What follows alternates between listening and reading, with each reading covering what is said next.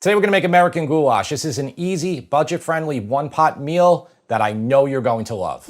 So American goulash, not to be confused with Hungarian goulash, which we already made. American goulash has other names. Sometimes it goes by American chop suey. Slumgullion. Slumgullion. Slumgullion. Slumgullion, okay. To be quite honest with you, I never had this recipe growing up.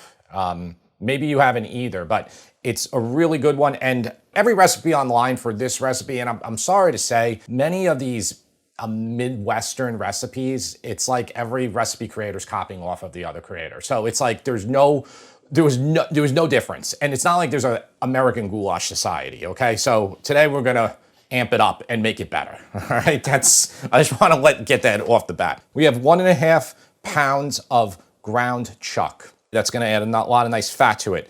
I have cheddar cheese over on the side here. This is just shredded cheddar. You can mix it into the pot when you're finished cooking it, or you can just serve it on the side. I like to serve it on the side. I have 2 cups of elbow macaroni, and that's about 260 grams worth, so it's a little bit more than 1/2 pound, a little bit more than half a box. I have 28 ounces of crushed tomatoes, and I have 15 ounces of fire roasted tomatoes. If you can't find these, just use a little bit more crushed tomato. 3 cups of low sodium beef stock, 1 large onion that I just diced or chopped, it's fine. 2 bell peppers. Originally, I used 2 green bell peppers, which most recipes you will see are using green bell peppers. And I felt this recipe lacked sweetness. So I'm switching to 1 red bell pepper. So we have 1 each, 1 green, 1 red, and they're just chopped. And to further add to the sweetness, I have a carrot here. So I have a small carrot that I almost minced. And that'll go in there and hopefully help with the sweetness. If it's still not enough sweetness at the end, you can add a little bit of honey or sugar to balance things out.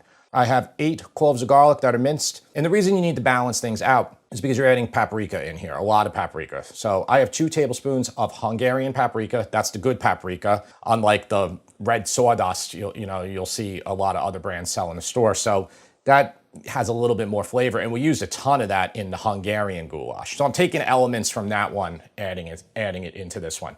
1 teaspoon of smoked paprika.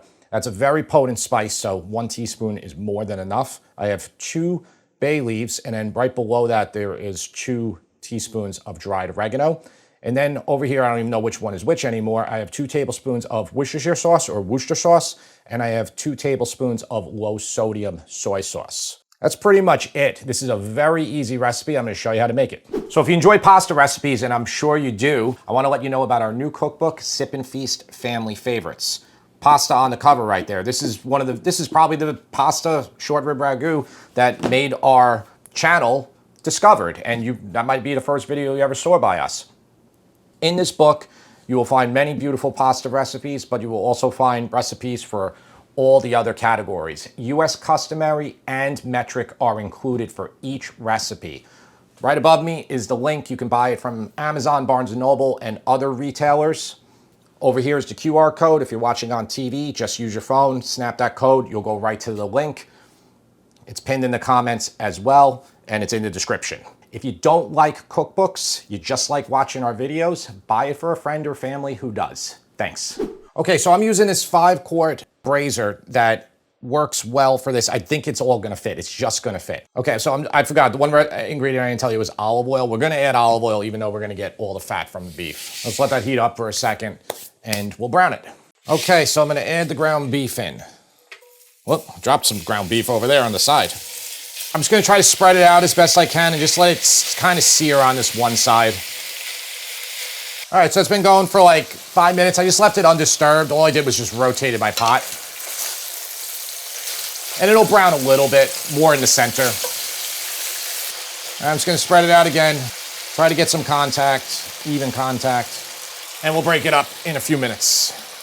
We're not gonna try to get all this water evaporated now and all that. If you do that, you're just gonna dry everything out because we still have to do all the onions and the peppers and everything in here. It's fine. I'm just gonna break it up a little bit. And I'm using this $8 tool that's really good called the Meat Masher.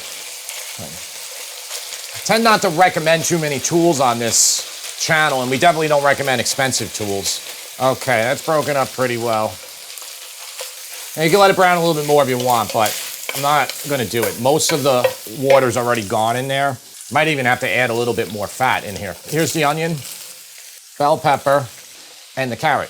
You might be wondering why I don't do the vegetables first. And that is a good question. It's a good question. If you do that first, you're definitely not going to be able to brown your meat without incinerating your vegetables. Not that I brown the meat too well anyway, but I like this order better. And a lot of recipes you will notice I will do the meat first, sausage, whatever, get a ton of fat in there, use a slotted spoon, and then we do our vegetables in it. So it's the order I prefer for most recipes. Sometimes I'll do it the other way.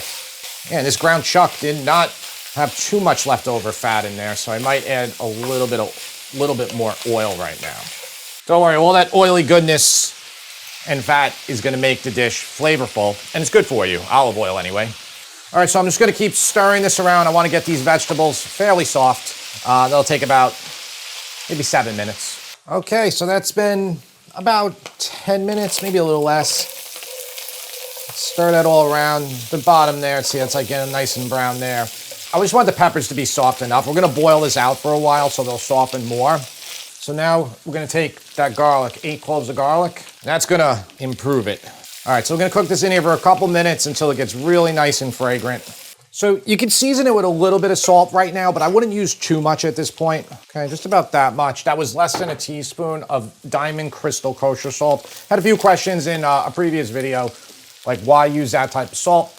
It's easier to distribute, which doesn't matter for something like this, but it would matter like when you're, you say you have chicken cutlets or you pound it out, a piece of pork or something, or seasoning a roast. The flakes, the way that they come out, will make it easier. But you have to keep in mind the salt levels, the density of salt. So a tablespoon of Diamond Crystal Kosher salt is 10 grams of salt.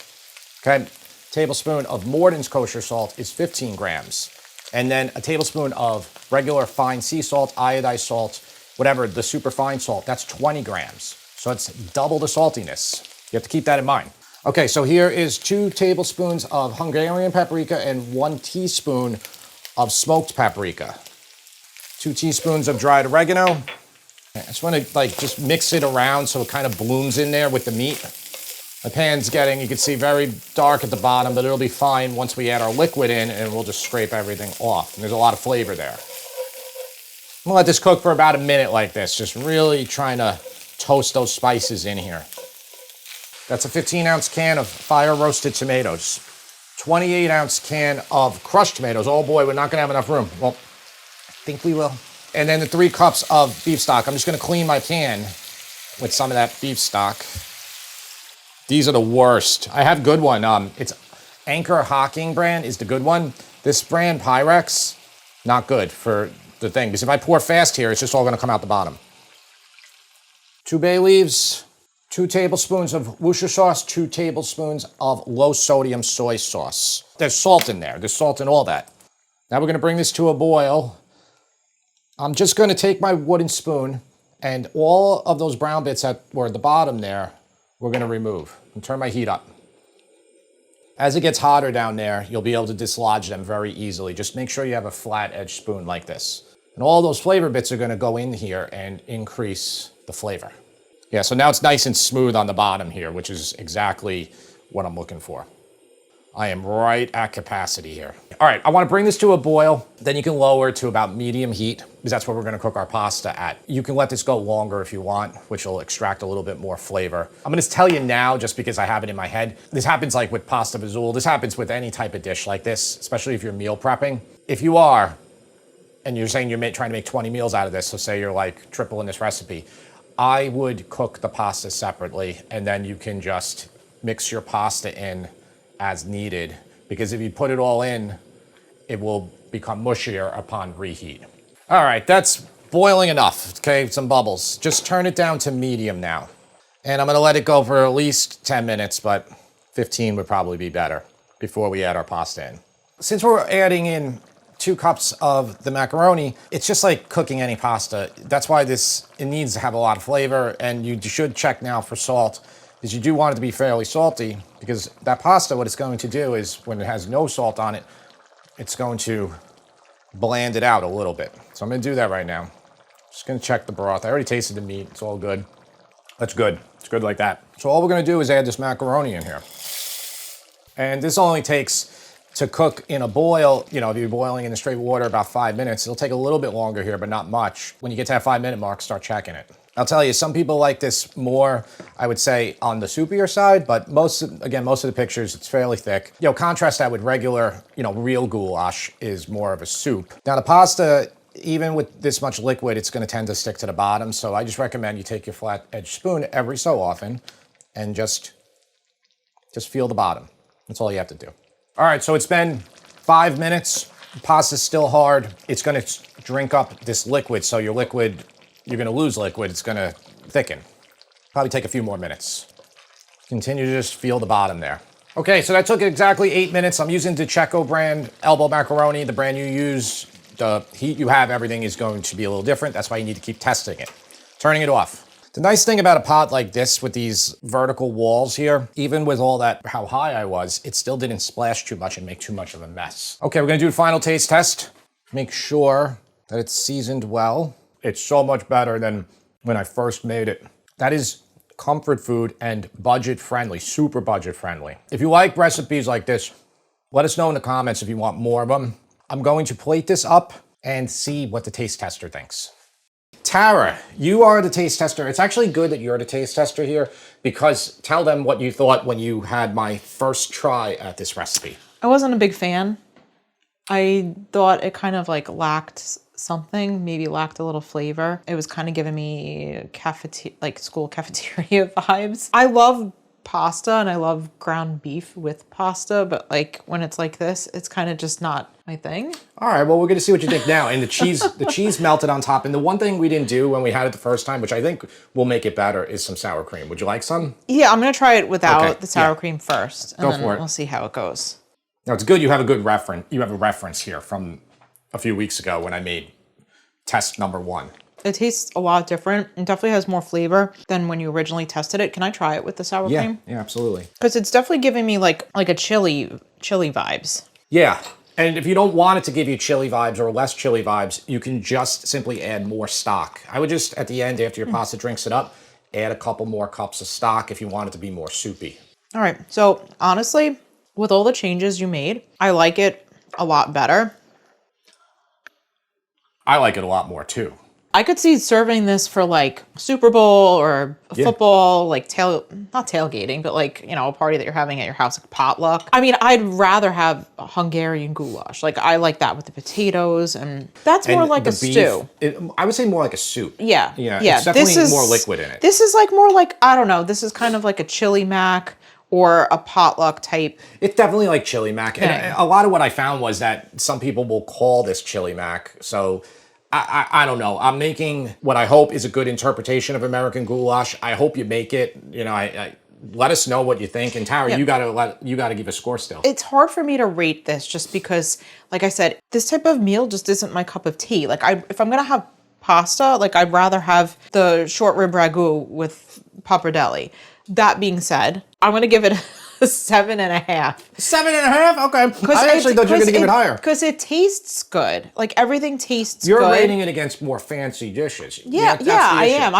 I'm not gonna lie. So now people are getting mad at me because I'm coming back at you for the 7.5. I almost get vibes of like stuffed peppers, like a stuffed pepper, like kind of like with pasta. Yeah, you know? I could see that too. Now, that being said, I know because James asks for this all the time now. Like, I know he loves it. I think this is something that's really good if you're looking to feed like a lot of like kids, maybe. I think it's kid friendly. Kids too, but also other people. If you want more of these inexpensive meals that can feed a lot of people, we're going to make more of them. This is a good way to stretch your dollar. Yeah, for sure. This is a $15 meal for the whole thing, for all of it. As far as like being budget friendly, one pot, like all those things that you're kind of looking for in a weeknight meal. I mean, this is super definitely easy. Perfect for that. Super easy. Yeah. All right. Well, thanks, Tara. I think that was really good info. I think people, I hope they like your input. It's different than James's. Yeah. You know, you're coming at it from an adult perspective. See, she's having more now. Yeah. Well, it's right in front of me. Yeah. FYI, this is 3 hours later when James is having it. He was at school when I finished it, so he wants to do the taste test. James, I think I got something that makes it even better. It's very good like this. Do you want to try? Yeah, sure. It's better than the last time you made it. It is. Yeah, I actually liked it last time I made it. I don't know if the sour cream makes it better. I think I liked it more before. Okay, that's I feel fine. like Yeah, it has less flavor. I prefer it with, but you know that's the thing. You offer it to people who- if they see if I they like the goulash. It's like really easy for you to make.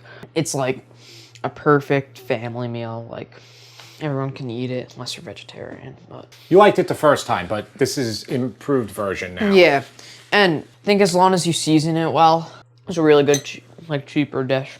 I'm gonna give this a 9 out of 10. Thanks, James. Well, I appreciate the 9. We appreciate you watching, and we'll see you next time.